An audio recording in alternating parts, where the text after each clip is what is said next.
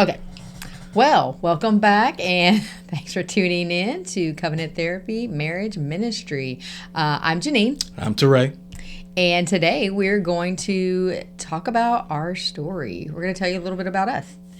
This is our first full episode. Yes. And we thought that it made sense, if you're tuning in, to learn a little bit about who we are, more than what the trailer gave you, if you even tuned into the trailer.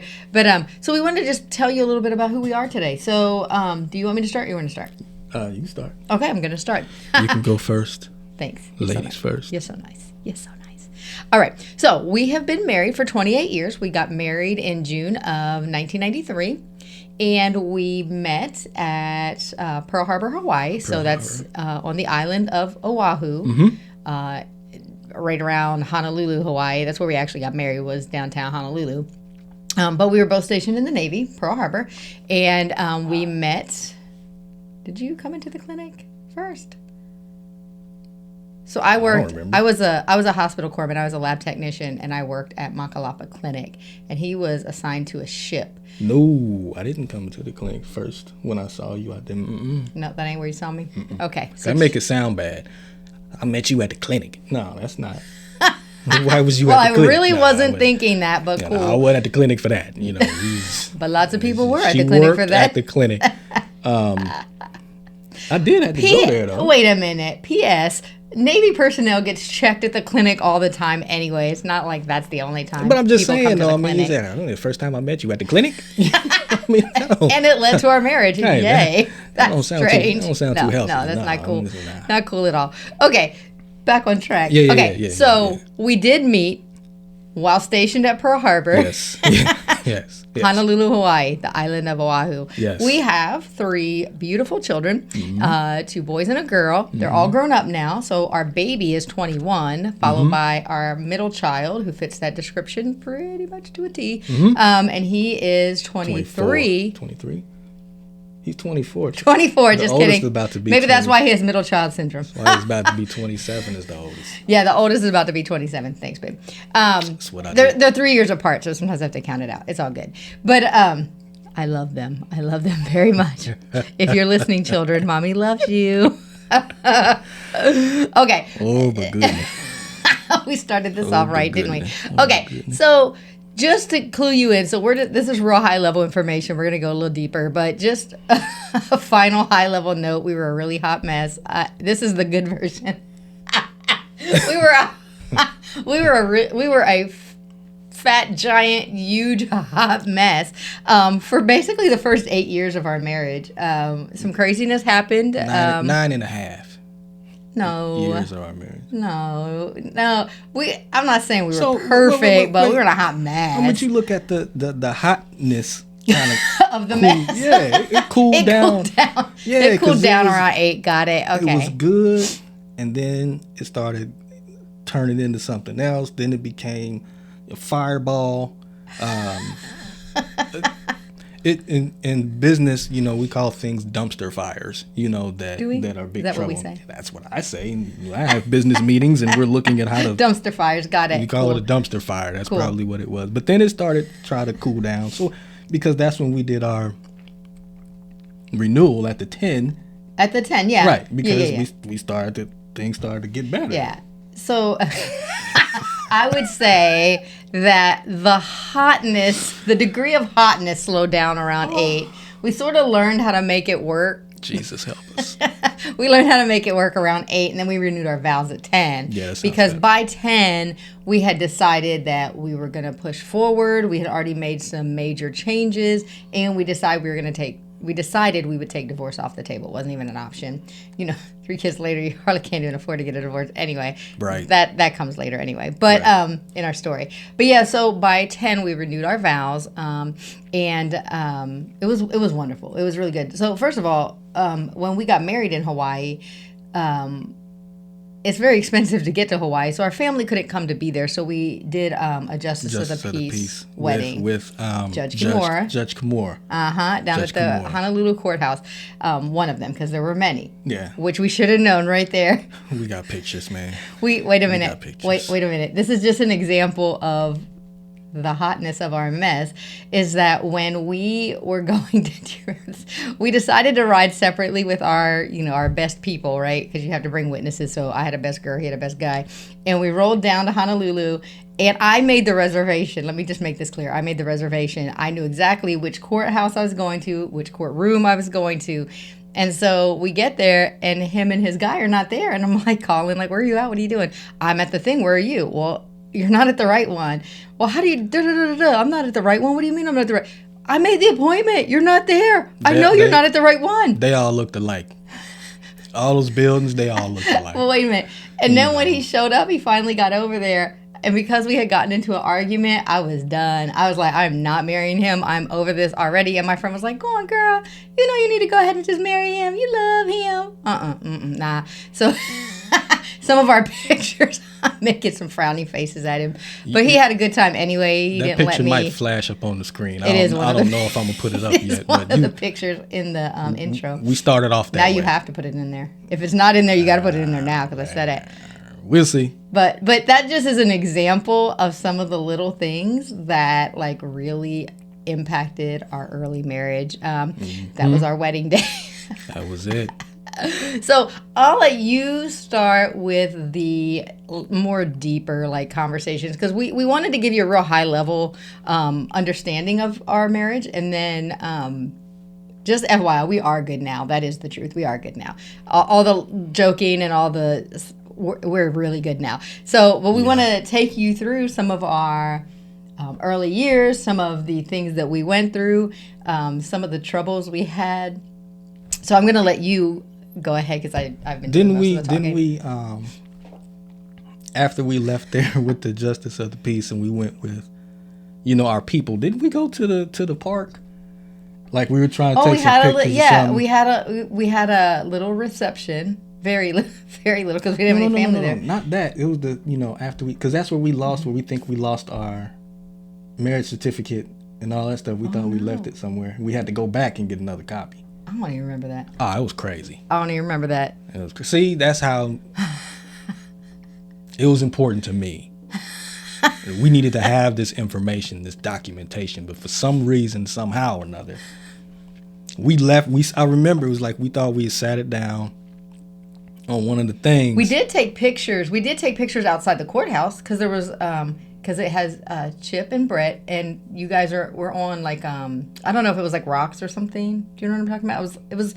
I'll have to pull the picture out and show you. We don't have them pictures. I do. You got them pictures? I have those pictures. Yeah, they're in the tub of pictures. We have a giant tub of pictures because now everything is digital. Nobody prints stuff out anymore. We have a tub of pictures. The ones that I have are the only ones that I have. I'll have to show you what I'm talking about. It was just sort of like a rock feature, outside the courthouse, just decoration, and we took some pictures. That picture might pop up too. I don't know yet, but wait a minute. But my dude was fine. My dude was fine. Remember you had them glasses on? Dude, did I have glasses on? Oh yeah, you was fine. I didn't when we was in the Justice of the Peace. I didn't have them on then. Not then. I just put them on afterwards. You did. Maybe before too. I don't know. I didn't see you before. Okay, so that's my bad because I don't remember that. So okay. let me go on. So first, we got, of course, you tell we are not the same. So we got two different backgrounds. Very different backgrounds. Different backgrounds. And not even because of the way we look. No, it's our upbringing. Mm-hmm. You know what I'm saying? Of course, different areas. I grew up one place. She grew up in another place. Mm-hmm. I did more moving around. Yeah, mm-hmm. And I stayed in the same house my whole life. One happy spot. But it was just different from coming from a single parent home. Mm-hmm. And then you coming from a 2-parent home. And the differences that we had to talk about and work through, mm-hmm. Because of those different things. That's true. And a lot of times when you grow up from a single parent home, it is different from somebody who isn't. Mm-hmm. You see things in a different perspective, versus, someone who didn't. And don't get me wrong, mom's was, still is the bomb. Yes, mom she is. I love mom. Is mom, she was mom friend, she was mom, she was mom dad, she was mom the disciplinarian. Well, whoop that tail. She ain't play. In a heartbeat. I'm so glad I didn't grow up The good thing about mom getting down with us, though, because we wasn't like totally bad. An older brother, an older sister, I'm the baby. but she wasn't the mom like some of my friends' mom, you know, like go grab the switch, you know, and or you know, whatever was closest, wiffle ball bat, you know, extension cord, you know what I mean? She was, and we laugh at, you know, some people was really seriously hurt by that. And I'm not joking, but you know, I do know people that got chased around the house with a wiffle ball bat. You know, I sort of missed out on all that. it's crazy.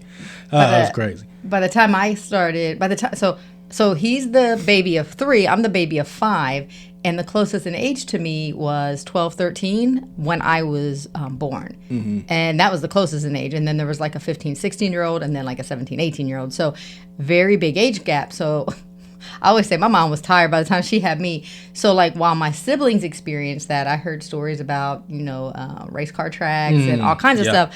I didn't get that. I got put in the corner and I was pretty good. I didn't like getting in trouble. I was pretty good. So I didn't get in much trouble, but I feel like the majority of my punishments were pretty much just the corner. That's what I remember anyway. Corner would have been safe, but you know, that corner, we didn't know what a corner was unless it was the fold on the belt. That's about all the corner you know, because you get pop, you know. That was when it was safe to really whoop your kids. Now you got to go through all this extra stuff. Right. But anyway, so you know, different backgrounds, and we'll get into a whole lot of that, you know what I'm saying, a little bit later on. But you know, as we went through our growing up, you know, different relationships and things of that nature, and then by the time we actually, you know, we met and we started, you know, dating after our courting process, you know, and that just involved chasing, you know, basically.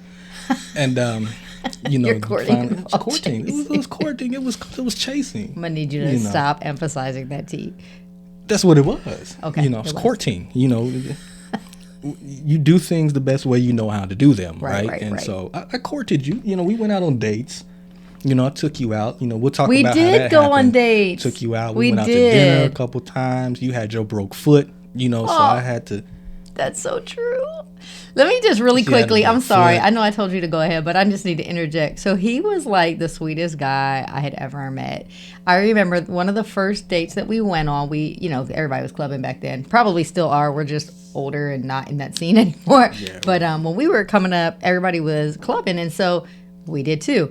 And I remember his best friend came along. No names. His best friend came along, and he got so drunk that he fell asleep. So the club, one of the clubs we used to go to, it was a restaurant during the day, and then they closed up, and it was a club at night. And so in the sort of like waiting area where you're waiting to be seated, there's like loungy type stuff like couches, chairs, things like that. And he had fallen asleep. He like sort of passed out on this couch. And so when it was time to go, he was like, my guy. So he helped him get to the car. And then you had to go across the quarter deck of the ship a certain way. Like you couldn't just stumble across it. So I'll let you talk more about that. But I just thought it was really awesome. It was one of the first impressions that I had of Teray is because he made sure his friend got home safe. He didn't sort of just ditch him to get with the girl. Like he took care of his buddy. And I just remember thinking that was the sweetest thing, and how honorable. So I just needed to interject because I thought that was super sweet. To take care of my people. You do. He still does. He takes care of. Now we're his people, but he takes care of his people. Take care of people. He does. So yeah, I mean that was plenty of stories like that, you know. That's just what we did in the military, you know, when we were off doing our thing and having fun, you know. But it got to a point where we were, you know, getting a little bit more serious about our relationship. But you know, we went through different breakups and getting back together and break up and getting back together and blah blah blah, you know. It was all that story, and we'll get into all that too. But you know, there were some things that we should have seen, you know, and known about each other that, you know, we just overlooked because it just got to the point where like we want what we want. Yeah. You know, we did, you know, we weren't in love. You know, we liked each other, you know, a lot. We had a good, you know, friendship, relationship. I think we did actually care for each other a lot. Absolutely. You know, and I think we were both really looking to like just settle down and get rid of. We were maturing at that time, you know, and that was the next mature thing to do, you know, was, you know, we're tired of this, we're tired of that, you know what I'm saying, we're together, let's just do this thing. And that's what we pretty much did, the way that it went. But we never really worked through the issues that we had from previous marriages. I mean, not marriages, but relationships. She can tell you about hers. I had never. Yeah, I been was married married before that. previously. She was before me. I was. And it was so terrible. we had to learn how to work through some challenges, and some of those challenges were the control issues. There were some jealousy issues, some verbal abuse, very true. issues, and a lot of that didn't really come out. Some of the signs were there for both of our parts, you know what I'm saying? But that's what kind of started leading us into, some of the rockier parts of our marriage, which led to adultery, and then things just kind of started spiraling, because all of that stuff was still going on. Kept cycling around. At the same time, it was this and this, and, we not talking to each other the same, we was angry, I was really angry. I was, for real, y'all. Like, that short people thing, it's the truth. Yep, and short people be angry. And so we were already married, when all of this, a lot of stuff started to happen and to take place. And so that's what began that cycle, of the first, I say 9.5, years of, that was challenging. It started off good. You know what I'm saying? We, like I said, we had our things that we should have paid attention to, and she's going to tell her, more of this part of the story too. I mean, we started trying to go to church. That was something that we really wanted to do. She changed much, much faster than I changed, even though I grew up in church, and I still had, my boundaries and what I would have considered morals and things of that nature, certain things I just would not do. Yeah, there's always boundaries. But there's a lot that I did. But there's certain things that I would not do. I wouldn't cross certain lines. But when she changed dramatically, and so that was, actually part of an issue in our relationship too, because her change was so dramatic and mine was just like, well, you right, but I wasn't ready for that yet. Right. That we ain't signed up that at that point. You changed into a totally different person than when I said I do it. You know what I mean? Right. So, we had to work through those things, and it was just a little bit difficult. It was hard. Yeah. Well, and then so just to backtrack, so we did have very different backgrounds, which he described. He had a lot of different relationships, as did I. I was relational. He was very relational to lots of people. I was friendly. I had a lot of good friends.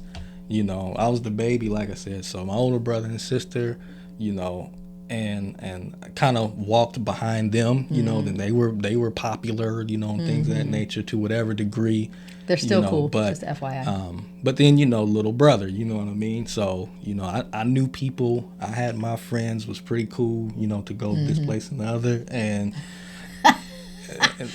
he made a lot of friends. The friends didn't start until the other guy a little older, you know what I mean? And then started discovering, friends.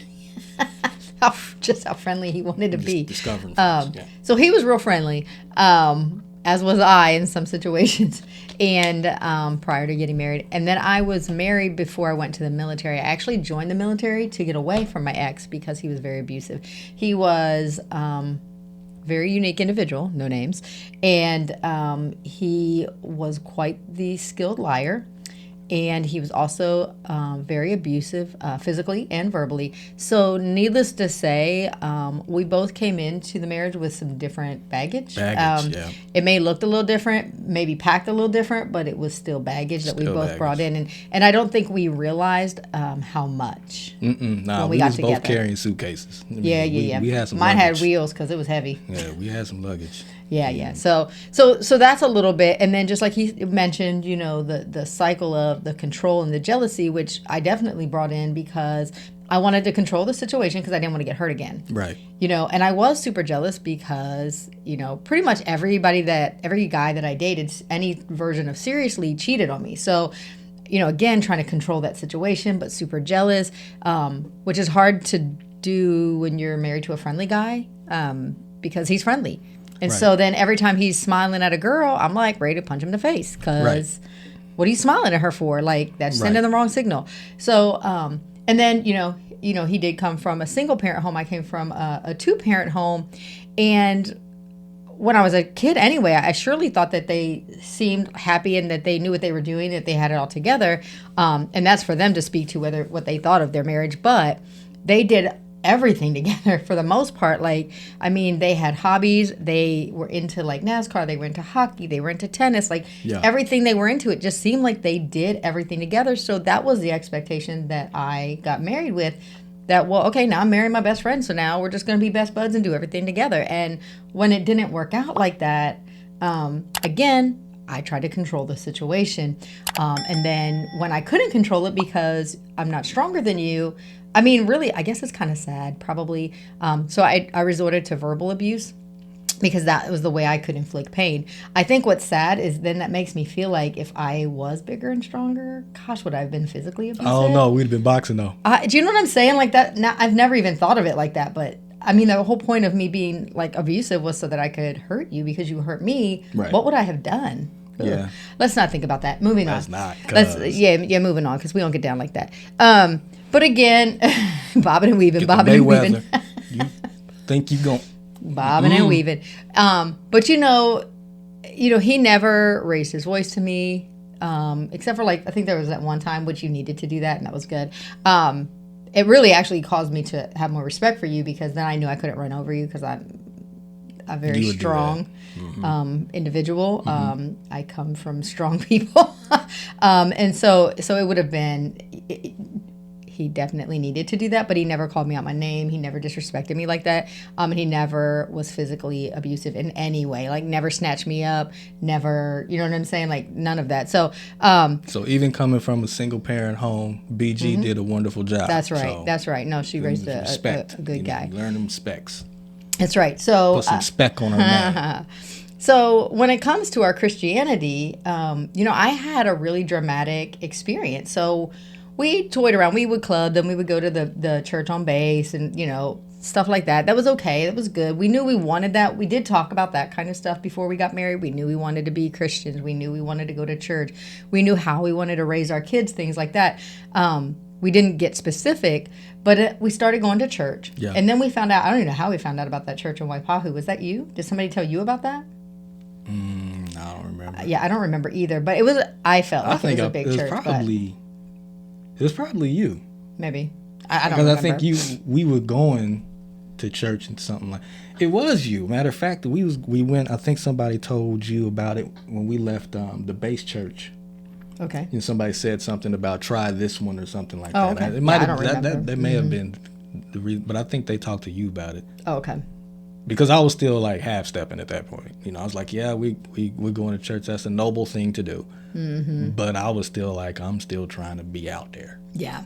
Not in a bad way, but just hanging out and kicking it. You know what I mean? Yeah, and because he was still in that phase where he wanted to do things that I wanted to do, so it's sort of like we were feeding each other like what the other person wanted to hear. We weren't really honest, I'm gonna say, in the beginning. But I feel like a lot of newlyweds sort of encounter that. But so we went into this church. I got dramatically transformed. Like I'm not even, no exaggeration. I walked in one way and I came out another. Sure did. I mean, we walked in listening to what was termed gangster rap back then. Yeah. And then when we came out, it made me sick to my stomach to hear it. And that's what we were listening to on the way to church. But coming out and we turned on the car and that's whatever the song was, I actually still remember, but I'm not going to repeat it because it's a cuss word. But when we got in the car and we turned it on, that music came on. I mean, it like physically made me nauseous. I think it was Tupac. It wasn't. It wasn't? Mm-mm. NWA? Mm-mm. It wasn't. It wasn't that? Mm-mm. It wasn't. Well, who was it? You ain't gonna say the word. I don't know the name. I don't know the name of the group. I just remember the song. I thought it was Pac. But my bad. So that should tell you probably the challenges we face. So he knew he wasn't ready for that full of a commitment. Did it underground? No. And I went all in. And of course that created friction because I'm trying to live one way. He's trying to live a different way. I'm jealous and controlling. He's trying to get his freedom so he can be friendly. Like that was sort of just a recipe for disaster. True that. But it's all good. So we went through a lot. We separated like, gosh, 7 to 10 times, I think, when I counted. Throughout the course of this time frame. So it wasn't like at that point. So in the early parts of our marriage, we didn't start separating till Hawaii, is the first or time, till we left Hawaii. Yeah, so that was still State. during the first time of the adultery was probably within the first 6 months. I wasn't pregnant yet. No. You were out to sea. Yep. You went to California. So that's when that probably happened. the first. I would say probably the first 3 months because I wasn't pregnant yet. 6 months, then 2 months. 3 to 6, months. whatever. Was early in the marriage that started. Mm-hmm. You know, but so that was a whole situation. Then we had our first son. Which still dealing with all of this drama that we were going through. I got put on bed rest. And that just, escalated it because hormones, not being able to get up, you know what I mean? And, couldn't go out, but he still wanted to go out. Yeah, still had the issue, you can't leave the house, sort of thing and whatnot. And so that was a whole nother, situation. So fast forward, to getting out of the military, and leaving Hawaii, going to another place. Well, you were out of the military. Yeah, I was still in. Out. Bremerton, Washington. Washington State, yep. Troubles there still, same attitude. Split up twice. That was the first time then. Yeah, because that was the first time. When we split up, remember, we were, because we couldn't afford to actually. do. Wait a minute. I couldn't find a job. I was Washington was weird. That was a weird situation. Beautiful, but weird situation. So we couldn't afford to actually split up. So I brought our baby into the room with me, and he had the other room. So we were like living separately in the same apartment. Same apartment, trying to. Oh, it was a mess. Dear Jesus. We say all the time you couldn't make this stuff up. Nah, you can't. And then we separated again because you moved to Tacoma. Yep. With your friend. Yep. Yep. And then we left Bremerton and we came back in October of '96, and we came back to Ohio. Right. We split up again. Right. And I went back to Pennsylvania, to my hometown. Yep. And while there, found out I was pregnant. At that point, that was more serious. Like we were done. We was going to get a divorce. Yeah, we were done. Yeah, that was for real. Get a divorce. But then, let me tell you. What had happened was. What had happened, babe? We knew that this was going to be the thing. We were going to be donezo. So she left. Pops came and picked her up, her and Trayvon up. And then they were leaving, and that was, that was it. So we had our little makeshift arrangements. I still had the car because I was trying to find a job, and then the plan was after I get a job, blah, blah, blah, whatever, and then I'll bring the car to you so that, you could do your runnings around, what you need to do because of the baby. And we were still talking, back. Well, no hatred. You know what I'm saying? We wasn't like at least got along when we split angry up. With each other or anything like that. It was still all good. It was still all love. It's like it took the pressure off the table when we would split up, and then we would be best friends. Right. And people would be like, "You guys split up, yeah." And then it was all good. So what was funny was is this one time the phone rang, and I promise to God, the phone rang, and I knew it. Oh my! Just the way the phone rang, I knew it. It didn't like call my name, you know what I mean? Like people say that. It didn't do none of that. It just rang different, and I picked up the phone, and I said, "You pregnant, ain't you?" And she said, "Yeah." How you know? Something, we continued on that conversation. I just knew when the phone rang. Wasn't on caller ID. I just picked up the phone. There wasn't cell phones wasn't popping back. We so still it was on a corded phone, landline and cordless phones and all of that. Yeah, we were doing good to have caller ID. That was an advancement. So I just knew. So we had decided like, okay, one was bad enough, but we can't do two this far away. Right. We just can't do it. And so then we started trying to figure out, different things and how we were going to bring this back. So. And we did. So moved back to Ohio. And it was all good. We decided the middle one was 3 months old, so that's our Christian. He was about 3 months old, and we started going to church in Ohio. We found a great church, which really that church, God used that church to turn us around, to be honest. But we started going. We got our kids christened, and non-denominational, and we got assigned a mentor who really helped groom us. I still was probably a little bit more all in than Teray was for a time, but God is so good. Wives, pray for your husbands. I'm telling you, pray them in. God loves them more than you do. Pray them in. Pray them in. Don't beat them in. That was a big thing that I had to do, because what did in. I try to do? Me and my control self, my control freak self. I tried to do that, and it didn't work. So then I feel like God showed me just to show by my example. So I did, and so I would get up every Sunday, and me and the kids would go. You going today? Nope. Okay, peace. See you later. Yeah. And that's what I did. Kids would be like, I want to stay home with daddy. Not happening. Keep it moving. Yeah. And we just took our little behinds to church every Sunday. And eventually, Teray started coming here and there. And then he started coming more and more. And then he started coming and having carpet time, where he would get prayer and he would get slain in the spirit. And he'd be down on the carpet for, that personal, that one-on-one meeting. That one-on-one meeting. So. But it was good, and that was where we started to change and started to transform, and that was where. Do you remember? So we would do church. We would do Sundays and Wednesdays. We would do home groups, which are home Bible studies. Yeah. And if you remember, we got a word that we would minister to married couples while we were yet a hot mess. Still a mess. we looked at each other like, man, please. It was sort of funny, like, dude, God be laughing. God has a sense of humor, because what? Yeah. Like it was like, that's a nice thought. Right. But that's a goal to shoot for. I don't see how that's going to happen. I don't see how that's going to happen. Right. Because we still had a whole lot that we needed to work through. There was one more separation. There was. Conversation in the works. Because as far as we got was a conversation. I think you went with me to look at a couple apartments because I was going to move out. And we found out we were pregnant with the last one, our Cece doll. And so we decided, okay, got it, God, got it. All right, cool. We're not separating. We're just going to work this out. Because every time we tried to separate, I mean, not every time. Clearly, if we separated 7 to 10 times, we only have 3 kids. But it did seem to coincide with separations that we would end up pregnant again. So we just decided to stick it out. And that probably was our turning point. We decided to stick it out and just keep moving. Yeah. And we did. Yeah, we did. I mean, it was not easy. No. It took a lot of work on both of our parts. Lots of work. And that's what you guys are going to actually hear about further on in our experiences, other things that we had to go through, how we were able to overcome those challenges, but also how we failed, on some of those things too, because we didn't get everything right. It was still an up and down.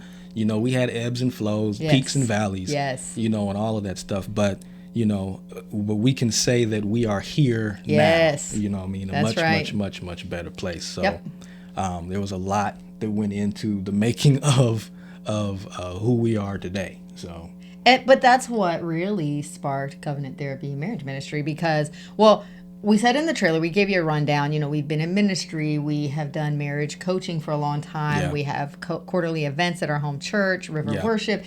So we have been doing this for some time, but this has really been an opportunity for us to share who we are, and really share our experience, because there's so many married couples. Marriages are facing challenges out of this world. It's too easy to get separated. It's too easy to get a divorce nowadays. Back in the day, there was that peer pressure, all eyes on you. Ooh, divorcee. Right. You know what I mean? Well, now it's not like that. So you can just dip out anytime you don't feel comfortable anymore.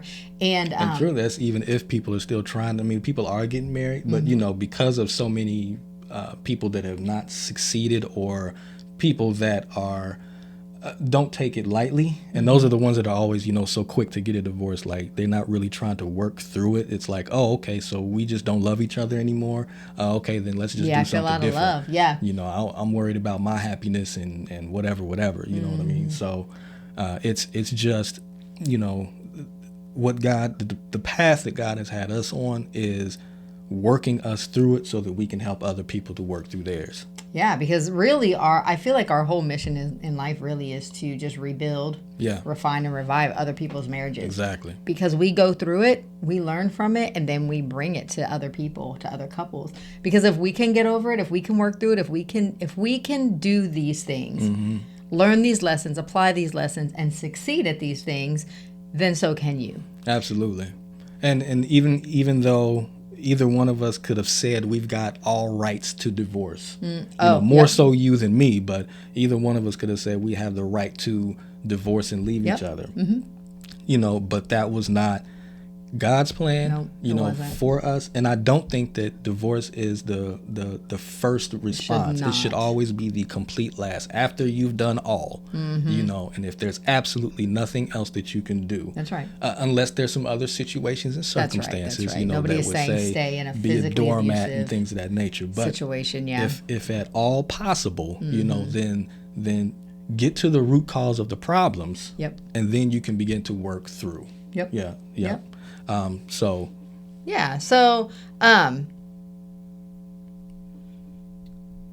where did you want to go from here? Well, you can also you can come and check us out during our quarterly events. Quarterly events. If you're local, we are in the Ohio, Dayton, Ohio. So we can put our description down. We also have our Facebook page. And we'll put that information on here. You can come and check us out on Facebook and YouTube, of course, like you're watching now. We will be on all of the other platforms, Spotify, Apple Podcast. I know. Sorry, guys, we're new, okay? Cut us some slack. Yeah. So wait a minute, right here. So... where is it at? Facebook, Covenant iTunes, Therapy, Spotify, and Google, or wherever you get your podcast. Yeah, on Facebook and all these other platforms and things of that nature. So just check us out. We'll be posting things weekly. You just never know what you're going to get. Yeah, every Tuesday. With that's us. The goal. But it is an experience that we want to share. We, like we said, we don't believe that any of this happened like on purpose. Yes, we created a lot of this mess. But we trusted God, and so now we can use the mess that we've created and that He fixed, to be able to help other people. So He took our mess, and turned it into something beautiful.